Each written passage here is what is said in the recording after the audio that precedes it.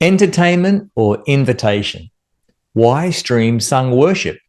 What's your goal? G'day, my name's Grant Norsworthy. I'm the founder and principal instructor for More Than Music Mentor. I provide online and on-site training for the heart and the art of worshipping musicians. In this video, we're going to be talking about streaming, especially the broadcasting of the audio and video of church services. Typically, the Christian church gathers on Sunday morning, but other times as well. And what's become really popular is for churches to stream their services, record the service, including the sung worship, and make that available to people over the internet. Typically, this is a live stream on YouTube or on Facebook, and putting it out to the world. And in many cases, these recordings remain available online indefinitely. And we're talking about the whole service. There's preaching, there's Bible reading, there might be announcements, but also there's this sung worship or the musical component of the church service. Now, the purpose of my video today is to really invite you to ask yourself some big, tough questions about your streaming.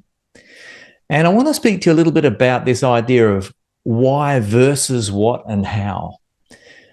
You know, when we're presented with a problem like streaming a church service, making a suitable audio and video recording of a church service and streaming that out onto the internet, people tend to jump straight away to the what and the how. How do we solve these what and how problems? But I'm going to ask you to, before you try to answer your what and how, ask yourself the big why question. Why stream? You need to know the goal that you're shooting for before you answer your what and your how. This requires some intentionality. We've got to be very intentional. Otherwise, we can make big mistakes with the what and the how. We can waste resources and end up not achieving the goal at all. Some background. You know, the Christian church has been around for over 2,000 years now. People of the Christian faith, followers of Jesus, have gathered together to worship for all that time. And music and singing has always been a part of that. But the world has changed a lot over the last couple of thousand years. And in fact, I would suggest that the changes we've seen in the last 50 years, changes with the internet and digital media and social platforms, these are some of the biggest changes that the church has ever had to encounter in the last 500 years. And as you will recall, I'm sure, it was around the year 2020, either side of that a little, depending on where you were living, where COVID-19 restrictions really had a huge impact on the Christian church and especially our physical gatherings. Now, even before 2020 and COVID-19, some of the bigger Christian churches we might call mega churches, were already making video recordings of their services. And some of them were streaming those services, streaming them live. But with COVID-19 and those restrictions that were placed on gatherings, almost every church in the developed world wanted to start streaming their services. There was a desperate scramble to get streaming. And at that time, pretty much any quality was good enough, no matter what size the church. Even smaller churches were trying to stream so that people, even though they couldn't gather in the one room together, could still stay connected, could still hear the sermon and be part of some sort of online church services. Now that we are free to gather again, COVID-19 seems to have passed us by. Many churches are still streaming. Why? We can gather in the room together. There must be some really good reasons to continue, because it's become almost ubiquitous that Christian churches want to stream their services, want to video record them and make them available, broadcast them widely online. Even tiny little home churches in some cases are wanting to stream their services. You know, it's post-COVID, and I think a lot of us are looking at the quality of our stream and wanting to improve it, wanting to make it better, because what was okay during COVID-19, during that desperate scramble, may not be the quality we're looking for now. Maybe that's why you're watching this video right now. But let's be clear about something before I continue. I'm not a technician, and I'm certainly not a salesman. I'm a musician. I'm not going to be on this video telling you what gear to buy so that you can take your stream quality to the next level. I'm not going to be doing that. See, More Than Music Mentor provides training online and on-site for the heart and the art of worshipping musicians and technicians. Music is my special interest and how music and tech work together. You know, the promise I make to people who have me do some training is that I can improve musicality, increase participation, instill unity, and inspire worship. I'm most interested in what's actually happening in the room before the internet and before a camera lens. What's happening in the room before the audio leaves the mixing console and heads towards your stream. I'm interested in that, but I will be sharing ways to improve your stream. But I'm going to be talking mainly about improving the source material. What are we actually seeing in the room that the camera is picking up? What are we hearing in the room that the microphones are picking up and are making their way to the stream? You know, I think it's important too that before we jump too deeply into all that about how to improve the stream, we look at what I call the lesser goal and the bigger goal. You know, you might be watching this video right now because you've got this goal of wanting to have a better stream of your church service, or maybe you wanted to start a stream of your church service. In either case, I'd like you to think of that goal, the goal of having a streamed church service, as a lesser goal. There's an essential bigger goal that needs to be identified first. And I think we need to look for this bigger goal question to be answered from the very top of the authority in our church. What is your church's overall vision? What are the goals for your particular church? First, we need to ask, why does your church exist? You can insert the name of your church there. Why does, say the name of your church, exist? Define your goals. What are your values? And when I say these questions need to be answered from the top down, I'm talking about going as high as God. We need to look at what the Bible tells us are the goals of the Christian church. Do you know what they are? Because before we answer the questions of the stream, we need to ask these and answer them. Now, a lot of Christian churches, and I hope you would agree with this, we have these goals of loving God, loving others, and making disciples. Now, you might have some slightly different wording wrapped around it, but I'm hoping that is why your church exists. These goals are actually taken from the very words of Jesus. In fact, we can look in Mark chapter 12, where Jesus gives us what many people call the greatest commandments, which is to love God and love others. And then we see in Matthew chapter 28, Jesus talks about the Great Commission, which is go and make disciples. This is why a lot of churches would agree with this. We've got to love God, love others, and make disciples.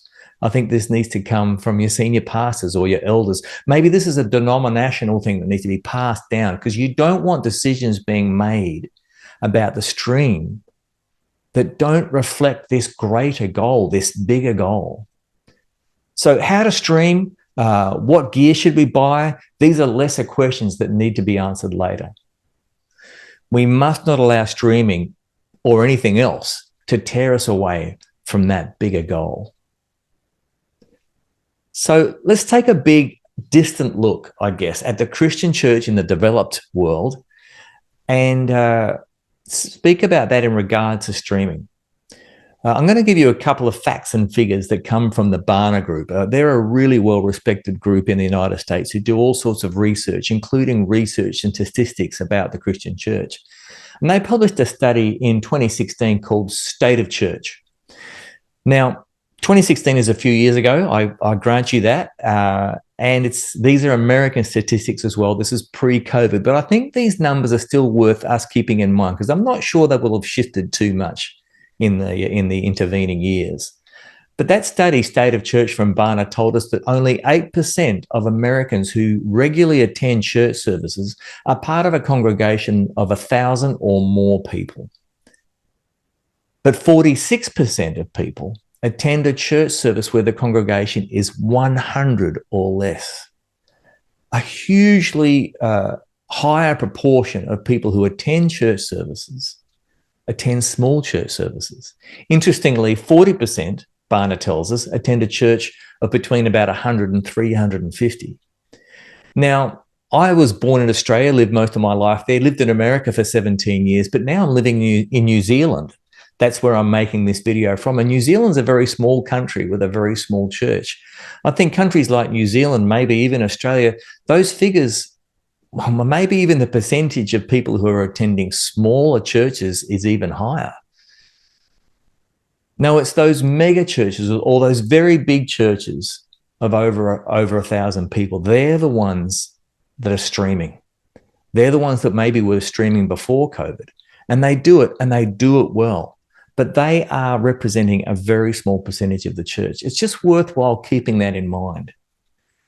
And so let's talk about how these bigger churches, mega churches and very big churches, churches of over 1,000, go about their streaming. Well, let's understand that these churches are highly visible and highly influential, and they commit huge resources to their streaming. In fact, their influence in the media marketplace is perhaps disproportionate to the number of people that they represent. We don't have to be streaming and presenting a church service that looks like theirs. They often have celebrity level, charismatic leaders, preachers, professional level musicians, often who are paid. They have production equipment, hardware that's just out of this world in many cases. Professional audio engineers, video engineers, lighting technicians operating all that side of it. And often these churches are not just churches, they're also record labels. They're also production companies and doing high levels of production in their venue each Sunday or anytime they have a service is what they do. They're very good at it. Did you know that they often have a separate broadcast studio in order to stream? No, there's engineers who are in the room during the church service, but very separate from that in a different location, probably in the same building, there is a broadcast studio. There's often post-production. So after the service, sometimes the audio recording and the video recording, it's worked with, it's edited, it's adjusted before it's made available over the internet. A lot of these churches, they're not just streaming their services out to YouTube. No, they're actually producing Christian TV channel content. Now, smaller and medium-sized churches often look at what's streamed by these mega churches, these bigger churches, and thinks, well, that's what we're supposed to do. But I'd like to say to you really clearly, if you are part of a smaller church, even a medium-sized church, please don't try and compete. Most likely you can't anyway, but I don't think it's even our role to compete against that. Now, I have to believe, and I hope you do too, that these extra big churches, these large and even mega churches, they share the same sort of goals that we do in medium-sized and smaller churches. They exist to love God, to love others, and make disciples. These are their values. But they have decided that streaming at the quality that they are helps them fulfill that goal, helps them fulfill that value. It's a path that they have chosen. They are committed to making what I'm going to call entertaining video content. It looks great. It sounds great. It's high level of production. It's pro quality, and they spent big bucks to get it and worked really hard to do it. Now, I'm not being critical here of those bigger churches. I love them. I've been part of them. I've experienced what they do. And entertainment is not a dirty word to me. You know, for them, in their context, I celebrate what they're doing. That high level of production. Someone can sit down in front of a video recording of their church service, even if they don't follow Jesus, even if they're not connected to a church anywhere, they can find what they're seeing and hearing entertaining, engaging. They can stay sitting there and watching it. And I'm sure those larger churches hope that people are hearing a presentation of the gospel that we believe and we hope is transformative in some way. Now, they can reach people with the gospel in ways that maybe you and I in smaller or medium-sized churches just cannot. And that's okay. So then now let's look at small and medium church streaming, keeping in mind, I don't believe we need to be competing with those bigger churches. And when I say smaller, I know it's all relative. Different people live in different places, but I guess I'm meaning churches of less than 1,000 or maybe 500, depending on where you are. Our context is different from those very large and mega churches. You know, it seems to me that if we are a smaller church, a medium-sized church, We should be thinking very differently about who we are trying to serve with our stream. Our reality is very different. I don't think we need to be trying to put out something over the internet available to the whole world that is intended to be entertaining for anyone who finds our stream and starts watching it. Now, to me, there are two main groups of people that we should have in mind that we are serving with our stream. And there's actually one group of people that I don't think we should be trying to serve with our stream. Who's this first group? Well, to me, the first group of people who are already part of our church congregation. They're part of our community. Maybe they've been involved for a short time or a long time, but for some reason, one reason or another, they're unable to physically attend our church services, which are typically on a Sunday morning. What are their reasons? They're unwell right now. They need to stay at home, or maybe they've got a relative, someone that they need to be with 24 hours a day. Maybe they work on Sunday mornings. Maybe they work every Sunday morning. They're part of the small group on Tuesday, but they can't be there at the services. Maybe there are some people who are traveling, or maybe people who spend months in a different part of the world or a different part of the country during those colder seasons. For whatever reason, there's this group of people who want to stay connected with us, but they can't physically be in the room with us. There's a group of people we need to be serving. But there's a second group of people that I think we need to be serving with our stream. And I actually think this second group is the main reason why a lot of churches, even of smaller sizes, want to keep streaming. These are the people who actually live within a geographical location that makes them within range of our church building where we meet. They could be there, but they are not currently affiliated with a particular church, and we would like them to call our church home. Yes, they live in our local area. Now, they might be seekers, people who are interested to find out more about Jesus, what it means to live life as a Christ follower. Maybe they're looking for their first church family. But more than likely, people in this second group, they have moved to your area probably pretty recently from somewhere else. They can't stay connected with their previous church because they've moved too far away.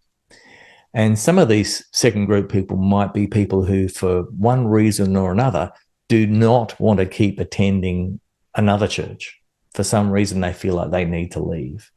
So these people who are unaffiliated with any local church, yet they are living in our local area.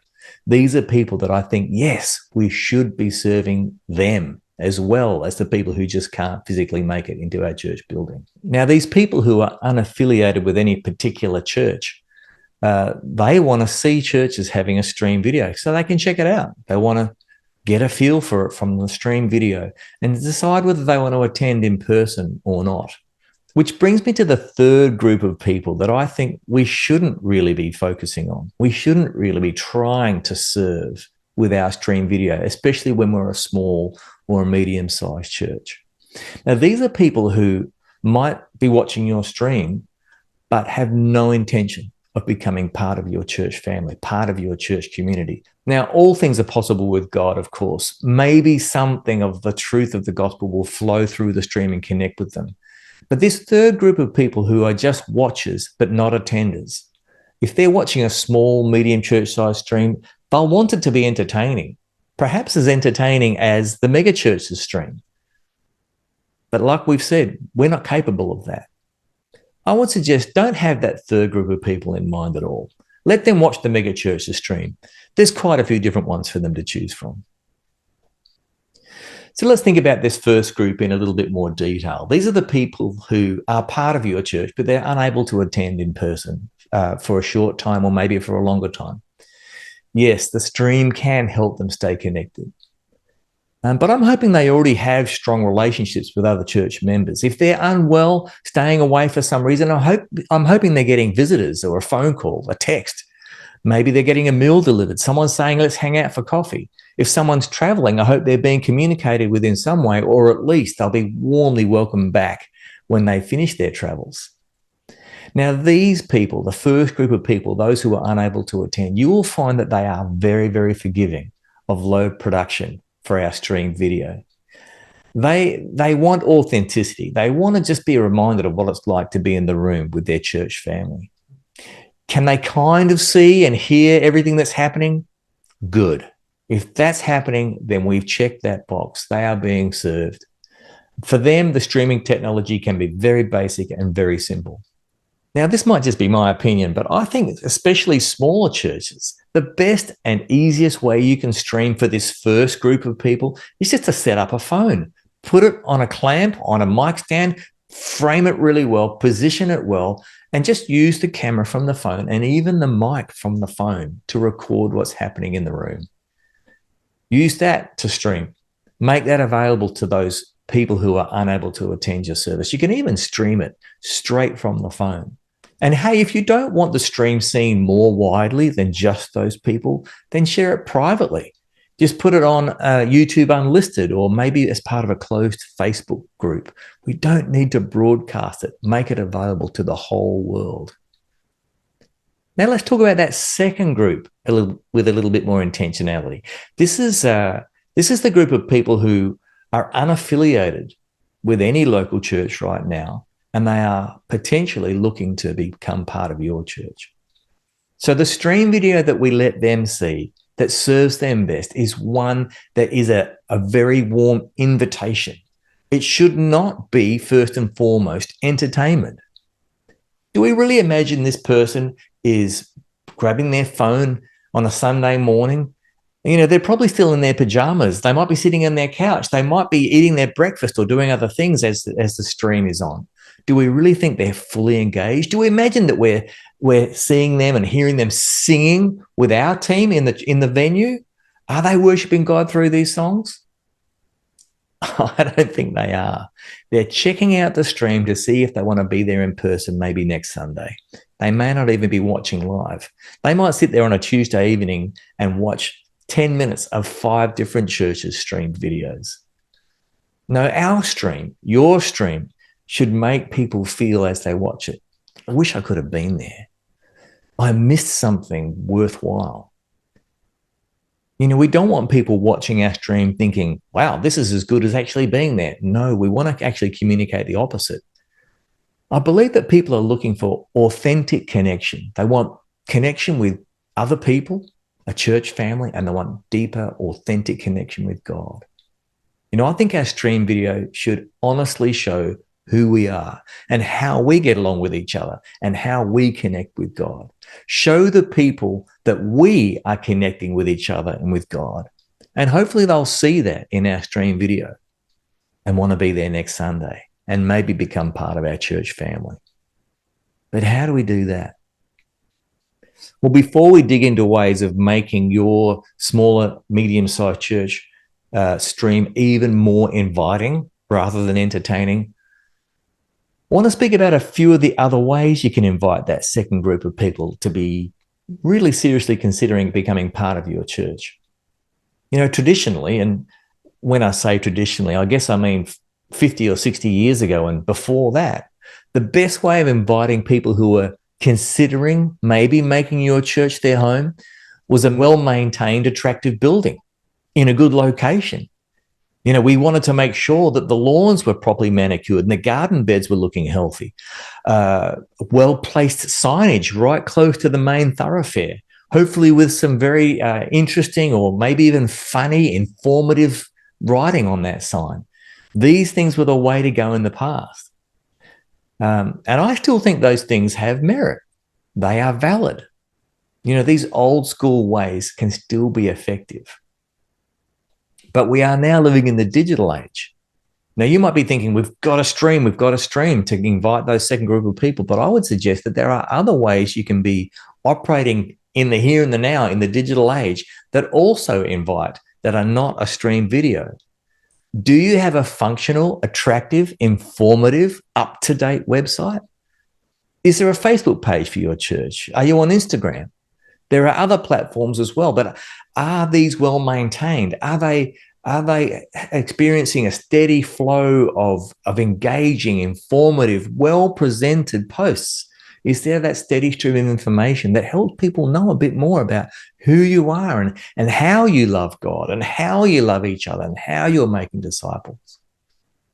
And I think perhaps one of the most overlooked resources is a well-shot, well-edited, polished welcome video. 2 minutes, 4 minutes long. It could have a short testimony from one of your senior leaders, the senior pastor especially. It might have people just quickly saying what it means to them to be part of your church. From those testimonials, we should get an idea of the wonderful range of ages and ethnicities and types and flavors of people that make up our wonderful licorice all sorts of a church. We might even have a little bit of a chat with the Sunday school teacher or the person who leads sung worship. Show some video of the people engaging with each other and engaging with God. A welcome video. Have you got one? Maybe think about that even before you invest more in your stream. And what about just good old church members actively building relationships with people outside the church and inviting them to come to the service?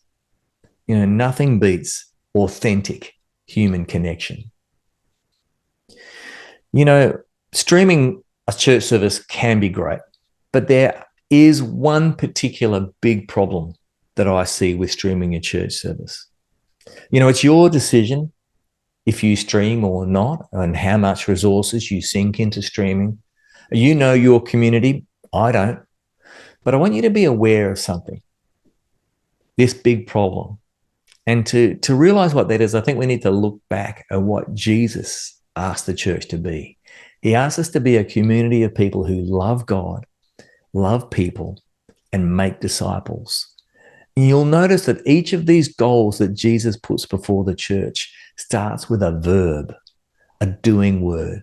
Love, make. Verbs cannot be done by passive spectators. And streaming can feed the consumer mentality. Just sitting in front of a screen and watching a sermon, watching a Bible reading, watching people worship God through songs on our behalf can cultivate spectators rather than participants. Yeah, the church does not need viewers. We need doers. You know, I think it's an easy slide. You can have a person who's a regular attender of your church services. And I know it's not all about bums on seats for the church service, but the church service itself, there's things that are possible in the room that aren't possible in any other way. Yes, there are other ways that we engage with each other, hopefully throughout the week. But it is very easy for someone to slip from regular attendance to your services to attending sometimes and viewing a couple when they can't make it, to only viewing, to then maybe viewing our stream and somebody else's from time to time, until very easily slipping to become a former churchgoer who watches a streamed video from time to time. You know, a person who participates in our Sunday gatherings, and I'm going to say a person who's, especially the person who participates in the sung worship of God, this is my bias for the music. I think that person is more likely to have deep connections with God and deep connections with their church family, horizontal and vertical connections. And I think that person is more likely to participate in other areas of ministry. I think they're more likely to give to the offering plate, to support the food bank, to be part of international mission support, to volunteer to teach at the Sunday school. How can we communicate this participation and involvement in our stream? So you've decided to stream. Well done. And it is true that live streaming is getting more affordable and easier. Absolutely. That is the case. As time passes, the technology is getting easier to use and less expensive. But it still does cost, and it does take tech ability to make it work. You know, there is a law of diminishing return that applies to this idea of streaming a church service. Very affordably and without a lot of technical ability, you can stream to a pretty decent level. As I've mentioned before, maybe it just takes a good smartphone. But if you want to improve the quality, it takes more expense, and that curve flattens out pretty fast. That extra couple of percentage of improved quality is going to cost a lot more. You'll need dedicated, skilled, available personnel, and you'll need to be ready to invest resources, including dollars. So how do we get the biggest improvements? How do we get the biggest bang for our buck and biggest bang for our effort? I don't think it's by buying the latest, greatest camera or lens or microphones or mixing console. I don't think it's from hiring production professionals, audio technicians, lighting technicians, videographers. No, my belief is that we can make the biggest improvement by improving the quality and the suitability of the source material. What is actually happening in the room? What does it look like? And what is the sound that we are making? So a little caveat before I jump into these things that I think are going to improve your stream.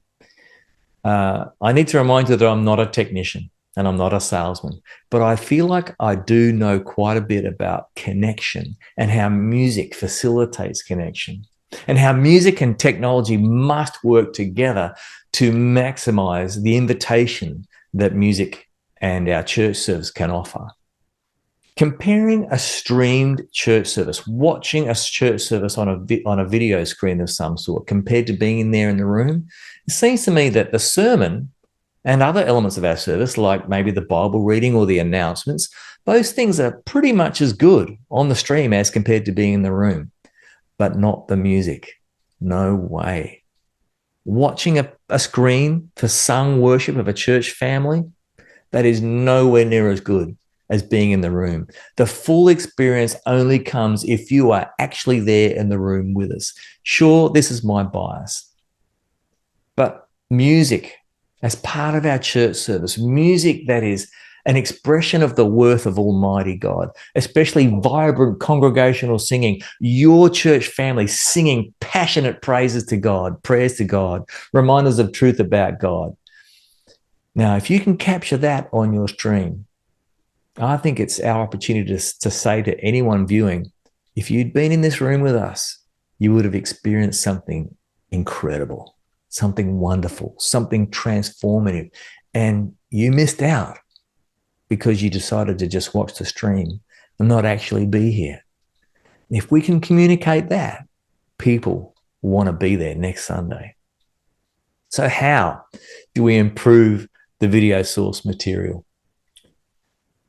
You know, I think the mistake that I see happening over and over again when I watch streamed videos of church services, and I watch a lot of them, I have to watch them as part of my job. These smaller churches make the mistake of, I think, trying as best they can to copy the style of the mega church. It's a trap. They're trying to make concert-like entertainment and failing. You know, the shot video exclusively shows the platform. Who's speaking, who's singing, who's playing an instrument. Even multi-cameras will show singers, band members, and speakers only. Light bathes the platform. The congregation, like a concert audience, is often in darkness. But the invitation to be coming through our video rather than a poor attempt at entertainment, I would suggest a very different approach. Yes, the video needs to show who is speaking at any given time. Sermon, announcements, Bible reading. We need to see whatever they're showing to support what they're saying that's on the screens, whether that be images or text. I think it's also very important that we see the leader of sung worship and their supporting team, the instrumentalists. We would like to see the lyrics of the song, and that's very possible to do that. And these are important things to see. But the view that invites more than anything else, the camera shot that I believe, and I hope you agree, will invite more than anything else, is your church congregation passionately worshiping God through songs. Light them well. Shoot from behind the band towards the congregation. Shoot from the back of the room over the top of people's heads. Elevate the camera. Let us see the architecture, the room. Let us get a feel for what's really going on in this place. Now, you might be a vibrant, young, good-looking bunch of very enthusiastic Pentecostals, but maybe not. Whoever you are, be who you are. What we need to see people who believe what they're singing, who are passionate about what they're singing. They don't have to be leaping around or even raising their hands. Be who you are. If your people raise their hands, wonderful, well and good. That's great to capture on your stream. If they don't, that's also fine, but they are there and they are singing. Now, just a little quick thought here. If we're going to shoot our congregation more, the congregation will need to know that. You know, when people attend sporting events or musical concerts that have cameras, I believe, I'm told at least, I haven't seen it myself, but there's some little line of text somewhere on the website or even on the ticket that says, hey, you might show up on a video feed and you have to be okay with that. We need our church family to know that too. In fact, we might even say, hey, look, this is what we're doing. We're trying to invite people to become part of our church. We want to have people who are vibrant and passionately worshiping God through these songs. If you don't want to be seen by our video cameras that are going to be capturing that, then here's a little area. Set aside some seats for those who perhaps don't want to be in the video. And how about the audio? How do we improve the audio source material? Well, I'm going to ask some tough questions here. In your church, what's the standard of the musicians like and the singers? You know, you've got people that we commonly call a worship team. Are they really good singers, really good instrumentalists? What about the technicians? Are they pro level? Well, if you're anything like most churches, unfortunately, our teams often fall way short of ideal for a live stream. You know, often we're under rehearsed. We might be short on talent in a few areas. But I don't want you to think, oh, if only we had better singers, better musicians, better technicians, then our stream would be better. I'm not saying that. And know this, even those very big and mega churches who stream and sound amazing, they're not doing it without a lot of tricks, without a lot of production, and in many cases, post-production. How are us smaller and medium-sized churches supposed to stack up? We can't. Don't try. Now, streamed sound in its simplest form is usually done like this. Someone plugs into the mixing console, just a stereo out, and that is the sound that goes to the stream. Just the sound from the desk. What's coming into the desk is every microphone and direct insert box, DI box from the platform. That's what we get. Now, that might be okay for the spoken word, for the sermon, for the Bible reading, for the announcement, but it's not going to work for a band. It will never work, and it will never craft a sound for the stream that invites the viewer. I think it's very common that someone mixes the sound, an audio engineer mixes the sound in the room during the church service, and it sounds really good. It sounds vibrant. It sounds real.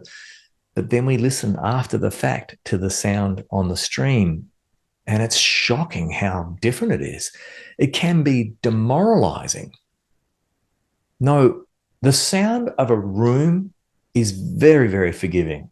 The walls and the windows and the surfaces, and especially the sound of the congregation and the energy of being in the room help us forgive what's actually in the mix. But we scoop all those things away and leave just what's going through the desk. It'll sound terrible. It's never good. Now, some of these digital desks have multiple layers. You can have a mix that's for the room and another mix for the stream. And I often see sound engineers with their headphones on, with their hands over their headphones, so almost doing the hear no evil monkey look, trying to mix the sound for the stream in the room. Again, I would say that is almost impossible, even for a professional, and it's impossible for an amateur. Now, you might be able to resource and have another console in another location. You're getting a better chance there to get it right. But even then, it can be extremely difficult to get a sound that's really going to invite a listener who's watching the stream. No, there's something that happens in the room that really sets our music alive, brings about that connection. Now, what we can do is add some ambient mics. We need to have some microphones, probably, condenser mics or small diaphragm condenser mics pointing at the congregation. We want to have the sound of the room, and we especially want to have the sound of the voice of the congregation.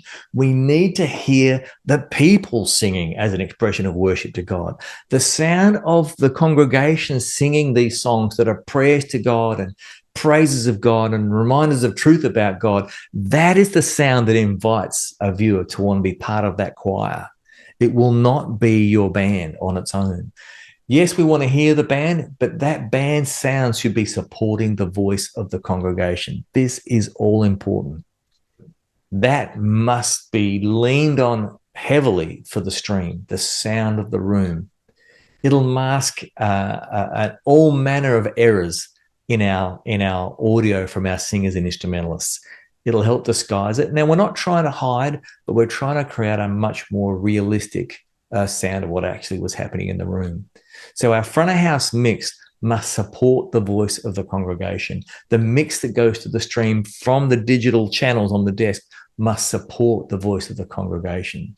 This is all important to get that sound out there that really invites. Now, you might be hearing me say all this and you might be getting pretty worried. You might be saying to yourself, well, yeah, Grant, but our congregation doesn't sing like that.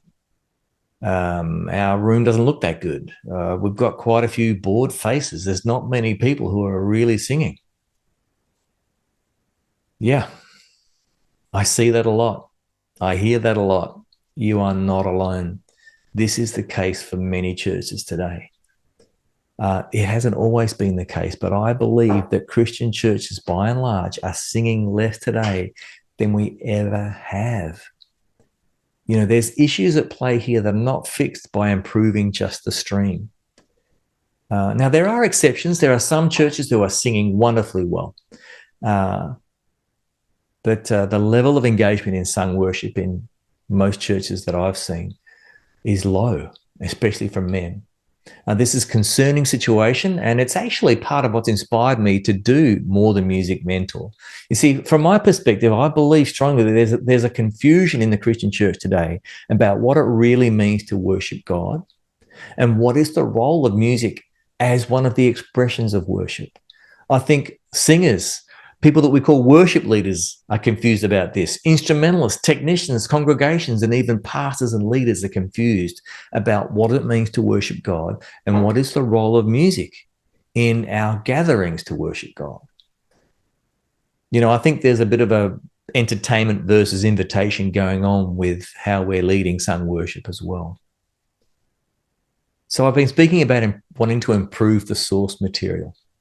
Well, the biggest improvement you can make to your source material is to get your congregation singing, passionately singing in a way that shows on their faces at least, and maybe with more of their body as well.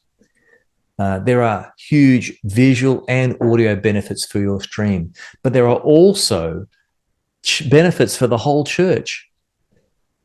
Passionate sung worship is an indicator of a healthy church. Now, there's no quick and easy solutions to this, but with More Than Music Mentor, I've identified what I believe are the main problem areas and built a curriculum that meets those problem areas and affirms and encourages people to make some changes that can improve this source material and help our congregations sing as a passionate expression of worship to God.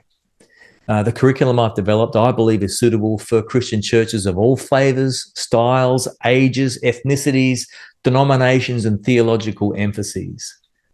As I've said before, what I promise with More Than Music Mentor is that the teaching I offer can improve musicality, increase participation, instill unity, and inspire authentic worship. Romans 12:1 worship.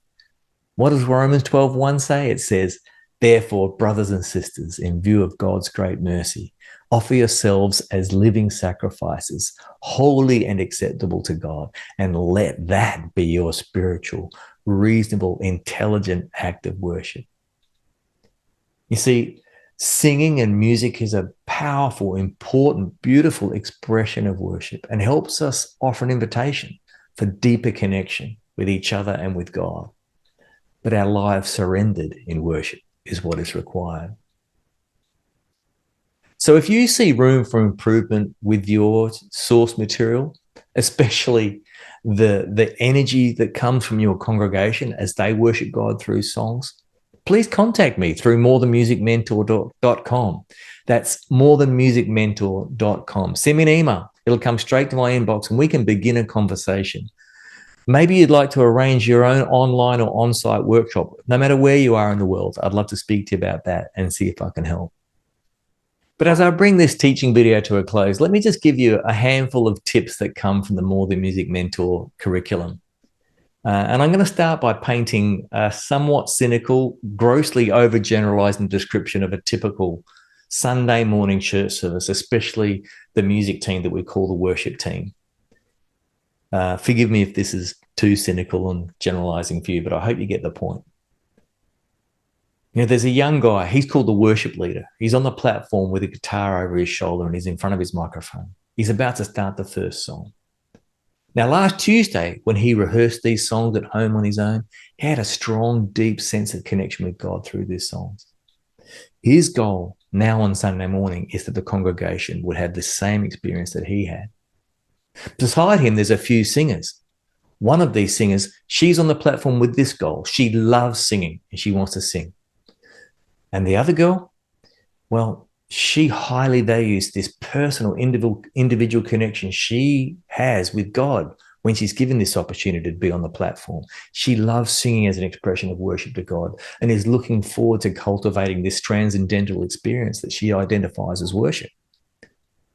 The drummer in the band, he just wants to play drums his way. The electric guitarist, he wants to try out his pedals so he knows what they sound like for his real band. The musical director bass player just wants the band to play these songs without any mistakes for once. The sound engineer, his goal is to make this mix sound as close to Spotify as possible. Now, the projectionist, they're there advancing lyric slides because they didn't know how to say no. There's people tugging in all different directions. But what if we all agreed? What if we all agreed that the worship of God is a full life response and that singing and gathering together, singing prayers to God is an important expression of worship? It's one of the ways we worship God. And the humanly measurable goal we want when we have these songs in our gatherings is that our whole congregation would sing together. We want to sing together, yes, as an expression of worship to God. Some of us may have deep connection with God through that moment, experiences of his manifest presence. But we want to see everyone in the room singing these songs and hear them singing these songs. Our humanly measurable goal is to get the congregation singing. And here are some things that we can do to help that to happen. We need to have a shorter repertoire of songs. Because one of the main reasons why people in our congregation aren't singing is because they don't know half the songs that are being led. A lot of these songs are not singable. What if we reduce the number of songs to just those that are easily singable by Jack and Jill congregant? Most of the songs need to be really well known. We need to have fewer new songs. We need to be having songs used in our Sunday services with congregational participation as the main consideration rather than the preferences of someone in the band. We need to think about the key choice. Often these songs are presented and half the congregation can't sing them because they just can't reach the notes. We need to have a sound from the band that's cleaner and less cluttered, instrumentation that supports the voice of the congregation rather than barraging them. The sound from the platform should be an embrace for the voice of the congregation. The congregation should be able to hear a metaphorical gap in the sound that's just the right size for their voice. They don't need to be hit by a tsunami of sound. You know, our teams from the platform need to stop sending mixed messages. If we ask a congregation to stand and project lyrics, but then we start a song that they don't know, and it's in a key that they can't hit the notes, and if the leader is embellishing the melody and singing it their way, and if there's 2 or 3 other singers over there who are waiting for their harmony vocal in the second chorus, we are sending mixed messages. We are saying, sing with us, but actually don't. But what if we did this? What if we just sent the clear invitation to our congregation? We want you to participate, not spectate. This is not entertainment. This is an invitation. See, these changes I found over my years of doing More Than Music Mentor can make a massive positive difference to the source material. It'll not only improve the quality of your live stream, but it'll also improve the experience for your congregation. And I think it'll have a positive impact on the life of your church. Hey, I hope to hear from you soon. Let's start that conversation. Thank you for watching.